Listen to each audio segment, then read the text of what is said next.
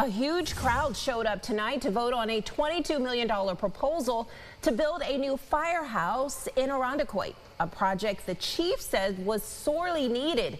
But in the end, voters rejected that plan. Many said they didn't have time to vet the proposal. Ryan Hermanit spoke with some of the voters there tonight, as well as the chief, and shares what they had to say about this project moving forward. Ryan. Yeah, Teresa, we received that update within the past hour that this vote failed 485 to 358.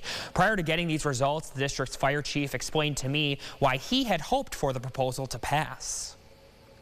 We're trying to set this district up for the future. That's why Chief Ken Stavelone wishes voters would have approved the new St. Paul Boulevard firehouse, which would have been built on the same plot of land as the current facility on Cooper Road.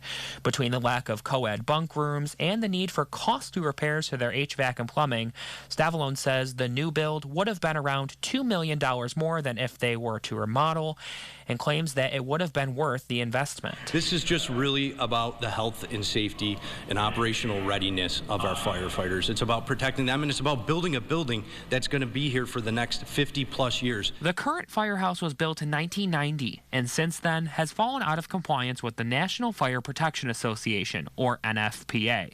The NFPA requires all compliant firehouses to be sectioned off into different zones to limit the exposure of chemicals which may be brought in by first responders after a fire. You could look at just about every cancer statistic across the board. Firefighters are at more risk than the general public.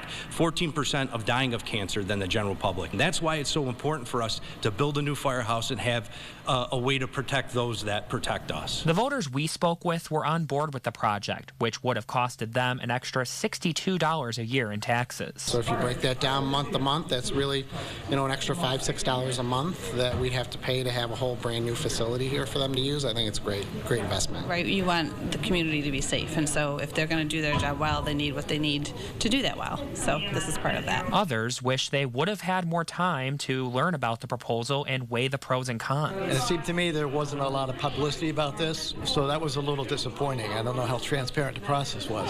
I'm not at odds with the goals or the means of building a new firehouse. I just wish that the voters had gotten more information well in advance. You can read more details about the failed proposal in this article over on our website, rochesterfirst.com. In studio, Ryan Hermanit, News 8.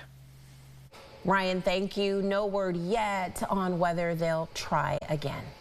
Get the Rochester First streaming app today for everything you love from News 8 on demand. Plus exclusive shows you won't see anywhere else. Search ROC and download for free on Roku, Amazon Fire, and Apple TV.